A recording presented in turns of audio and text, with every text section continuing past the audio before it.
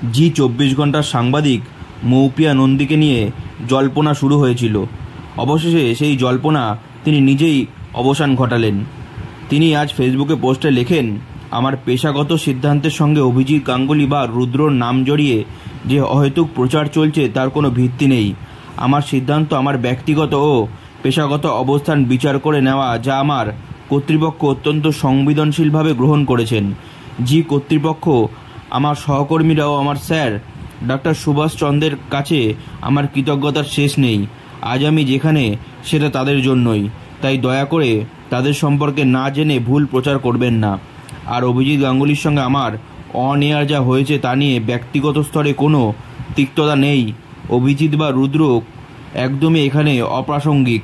তাদের দোষ দেওয়া তাদের প্রতি অবিচার। একই সঙ্গে কারো একটি ফোন আমার ভাগ্য নির্ধারণ হবে এত ঠুনকো নয় আমার পেশাগত অবস্থান। কিছু পোর্টাল তাদের ভিউজের স্বার্থে এসব করছেন। মজার ব্যাপার, এরা একটা ফোন করে আমায় জিজ্ঞাসা করছেন না, কারণ তাদের ভিউজ দরকার। শেষে মৌপিয়া নন্দী লেখেন, শুভেচ্ছা রইল।